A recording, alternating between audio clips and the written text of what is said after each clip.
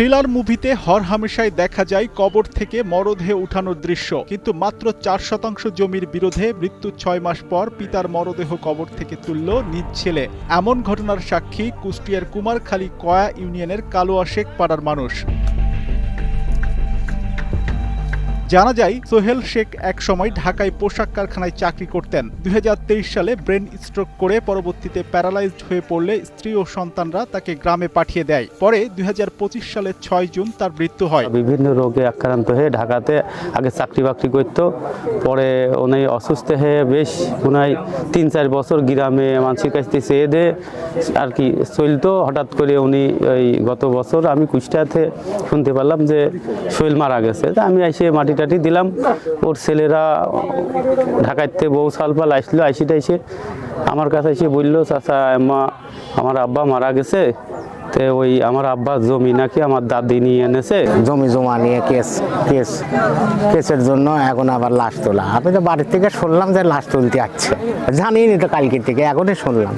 সেটি আবার মোটামুটি দেখি আসি কি খবর। টানা তৃতীয়বার অর্জন করেছে দেশের সেরা সুপার ব্র্যান্ড স্বীকৃতি বসুন্ধরা টিস্যু।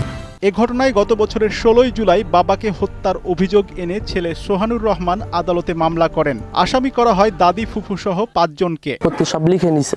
পরে এটা আমরা তদন্ত করে দেখি যে হ্যাঁ আমাদের সম্পত্তি সব নিয়ে নিছে, সেই জন্য আমরা এটা থানাতে মামলা করছি। এটা করছি আমার দাদির নামে আর আমার ফুবি তাদের নামে।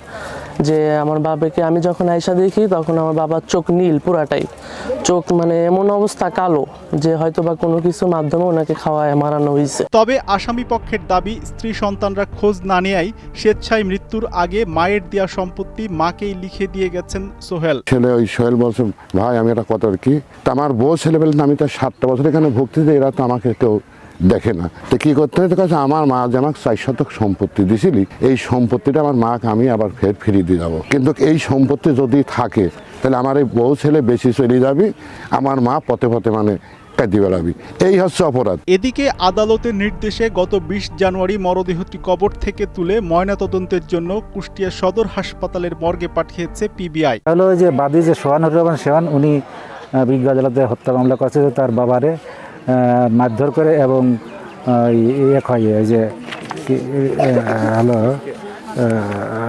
বিষাক্ত ওষুধ সেবন করে হত্যা করছে, যার প্রেক্ষিতে তারা বিজ্ঞ আদালতে মামলা করে।